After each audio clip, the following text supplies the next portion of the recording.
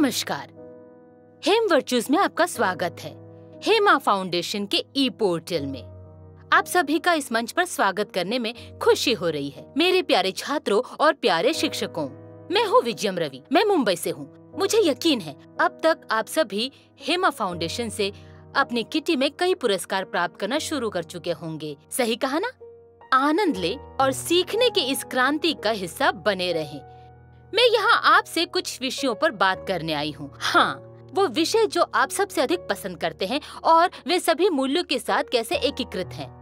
इसीलिए जब आप इन विषयों से शैक्षणिक अवधारणाओं को सीखते हैं, आप हमेशा इन विषयों के मूल्यों को शामिल कर सकते हैं और ये दिलचस्प होगा, जैसा कि वो सभी आपको जीवन के लिए सबक देते हैं। चलो विज्ञान से शुरुआत करते हैं। वो विषय जो हम विज्ञान के लिए उठा रहे हैं वो है दूरी और विस्थापन। फिजिक्स में का एक विषय। हे, मुझे कुछ चेहरे डरे हुए दिख रहे हैं। फिजिक्स का डर। कई छात्रों को फिजिक्स पसंद नहीं है, लेकिन फिजिक्स एक ऐसा दिलचस्प विषय है क्योंकि पृथ्वी की गति पूरे ब्रह्मांड फिजिक्स द्वारा निर्देशित है। क्या ब्रह्मांड को नियंत्रित करने वाली किसी चीज को जानना दिलचस्प नहीं है? मैं आपको एक छोटा सा वीडियो दिखाने जा रही हूँ, कृपया उसे देखें। ये वीडियो आपको यात्रा की दिशा के बारे में बताता है, वो मूवमेंट जो आपके गंतव्य बिंदु को तय करता है। वीडियो देखें। मैं जल्द ही मिनटों में आपके पास वापस आऊंगी। इस वीडियो में हम दूरी और विस्थापन के बीच के अंतर के बारे में जानेंगे। अगर ये कार बिंदु ए से बिंदु बी तक जाती है, हम 100 मीटर की कुल दूरी की ये यात्रा कह सकते हैं। दूरी दो बिंदुओं के बीच की लंबाई का माप है।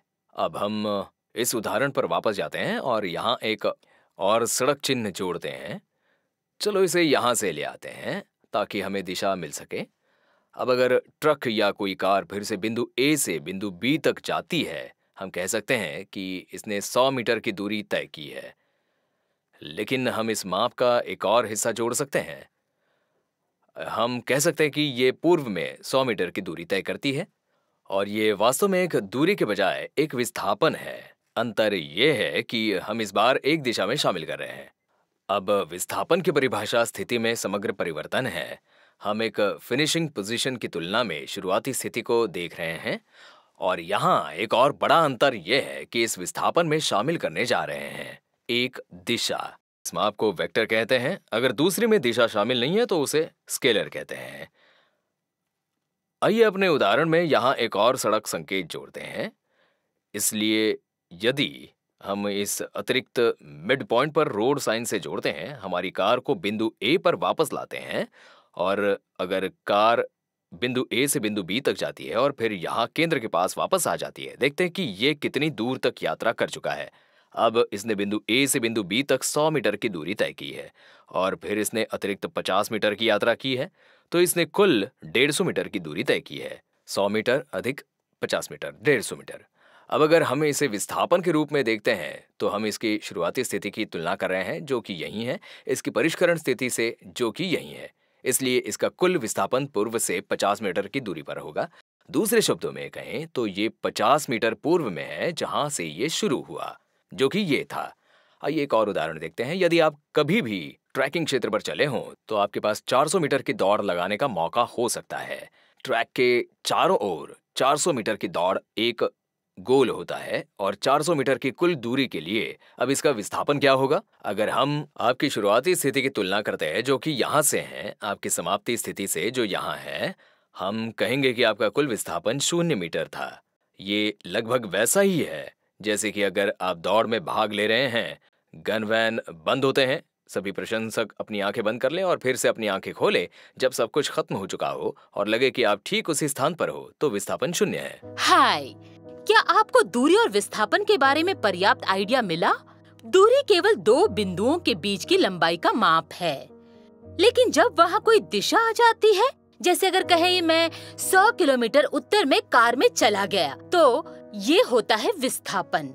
हम इसे अपने जीवन से भी अच्छी तरह से संबंधित कर सकते हैं। आप जानना चाहते हैं कैसे? हमारा जीवन एक यात्रा है, क्या ऐसा नहीं है? हम रोज बढ़ते रहते हैं एक छोटे अंडे के रूप में माँ के गर्भ में। हमने अपनी यात्रा शुरू की, हम बाहर पृथ्वी पर आए छोटे शिशु के रूप में। फिर बच्चे की उम्र तक बढ़े, किशोरावस्था, एडोलेसेंट, लड़का या लड़की, युवा, वयस्क, अधेड़ और अंत में बुढ़ापा। क्या ये जीवन की यात्रा नहीं है?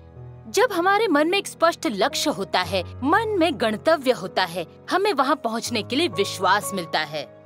वहाँ एक विस्थापन करें। ऐसे आंदोलन में जहाँ एक स्पष्ट लक्ष्य या एक गंतव्य होता है, हम वहाँ तक पहुँचने के लिए साहस या आत्मविश्वास विकसित कर लेते हैं और हम अपने रास्ते खुद ढूंढते हैं और अपने सही विकल्प बनाते हैं। गंतव्य तक पहुँचने के लिए उचित विधि का चयन करते हैं। विस्थापन एक दिशा के साथ वेक्टर क्वांटिटी है।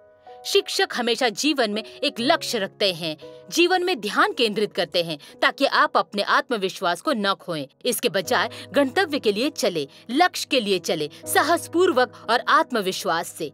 ठीक है, अब आपके पास कुछ MCQs हैं। आपने जो सीखा उस पर, और जब आप इसे पूरा कर लेंगे तब मैं वापस मिलूंगी। ठीक है? थैंक यू और नमस्ते।